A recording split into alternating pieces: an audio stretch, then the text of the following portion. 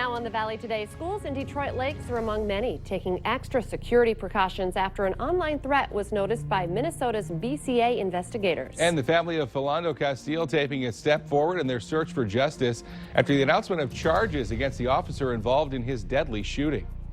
And it's quiet now, but we have that snow looming in the forecast for later tonight and tomorrow. We'll let you know what to expect coming up in weather. Live from Fargo and serving you on TV, online, and on the go. This is the Valley Today on Fargo CW. Hey, very good Thursday morning, everyone, and thank you so much for waking up with the Valley Today on Fargo CW. It is just past 7 a.m. I'm Kyle Bosch here with Lisa Bedeau, and of course, we are keeping a very close watch, just like all of you, on what is going on with the weather. It's definitely the talk of the town, so let's get Lisa Green in here right away to talk a little bit about what the models are telling you, because you did know like a week ago that this storm was coming in. It's still going to have a big impact, but snow totals are landing in different areas. That's right. We stressed that a week ago. It looks like we're definitely going to get a storm somewhere in the upper Midwest. It's just the question on the track. And it continues to change even as late as this morning. We're still seeing some updates, as you were mentioning. So we're looking at perhaps a little bit less snow for some of us here in the valley. So those of you who don't want it might be happy with this latest update. Here's a look at what we have going on right now. First of all, we're going to talk about that. Mostly cloudy skies, a couple of showers trying to get going in Lakes Country, west central Minnesota. This may be some just mid-level moisture that's not making its way to the ground, but there are a couple of places where we're seeing some darker green showing up, where you may be getting some sprinkles in Otter Tail County and over into Grant County. And then, of course, we're seeing some snow out west. That will probably stay there through much of the day. We're still a little bit dry here in the valley. It's going to take a little bit before we start to see precip really get going for us here. Temperatures this afternoon, we're starting off in the 30s, and we're only going to be rising into the upper 30s to some low 40s, so maybe a couple of degree difference here. With that cold wind blowing in out of the north, we're going to have some gusts into the 30s, and the cloud cover, it's just going to be too much of a struggle to warm up today. So that cool down begins, and there may be a couple of places where we're getting a little light rain. If that's falling, it might be driving rain, but I think generally speaking, we won't see precip till later tonight, dinner time and beyond. So here's a look at what we've got going on. We've got a mess of colors showing up in the tri-state area. One thing I want to point out is we have had some updates since last night. Blizzard warning now being upgraded here for Traverse County in Minnesota and our viewers in South Dakota, right along that North Dakota-South Dakota line, and then south from there underneath that blizzard warning. This takes effect at midnight for us there. So again, it's not until much later today that we see these conditions really start to kick in. Winter storm warnings flanking that. We're going to get some heavy snow likely there, with the strongest wind causing some whiteout conditions in between. There's also a winter weather advisory for Lemoore and Dickey counties now in our viewing area. Likely not going to see the heavy snow amounts there. So instead of switching to a warning, we've dropped down to an advisory. The rest of us in a winter storm watch and a blizzard watch. That is the same as yesterday. National Weather Service holding off on upgrading us or changing this just yet, waiting for those morning models to come in and see if this trend of moving the heavier snow a little farther south continues. So still keeping an eye on things.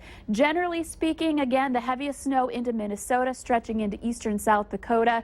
We may get that 4 to inch range in our far southeastern viewing area. Fargo, Moorhead, I've dropped us down a little bit in that 2 to 6 inch range, but we may even be lower than that. There's a steep drop off between Fargo and Grand Forks. So if there's even a 30-mile difference in where that track of that low is, we could end up with very little snow. So we'll talk more about that coming up in just a little bit in your hour by hour forecast. I'll show you what our latest model is doing. But keep in mind, whether you get snow or not, you're going to be dealing with wind the next couple of days. If you're traveling, you may run into some very difficult conditions. I know a lot of Bison fans want to head south.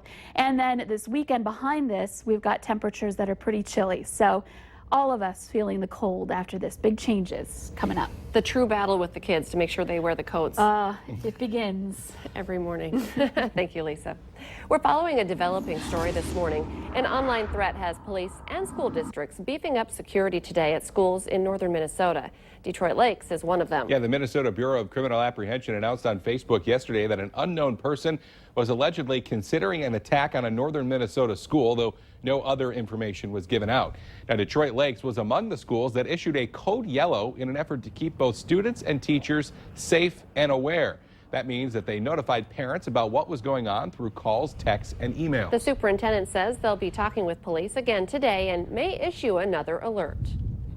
To make sure, has there been any progress made on identifying, or is there any closure on this? And then make decisions about, are we going to enact Code Yellow?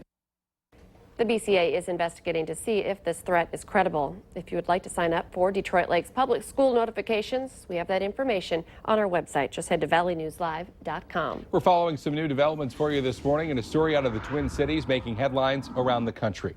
The police officer involved in the shooting death of Philando Castile over the summer is scheduled for his first court appearance tomorrow after being charged with second-degree manslaughter. You may remember cell phone video that was streamed live on Facebook and went viral the day Castile was shot to death during a traffic stop in July. St. Anthony police officer Geronimo Yanez stopped the vehicle for a broken taillight, and Castile told him he had a handgun. In announcing the charges, the Ramsey County attorney said there's no evidence Castile ever tried to remove the gun from his pocket, and that's why he believes Officer Yanez's use of deadly force was not justified. Developing this morning, President-elect Donald Trump meets with Japan's Prime Minister today as he continues to push back against reports of a transition team in chaos. Yesterday, Trump met with several people being considered for key cabinet posts, including Alabama Senator Jeff Sessions. The transition team is expected to announce the first wave of landing teams today.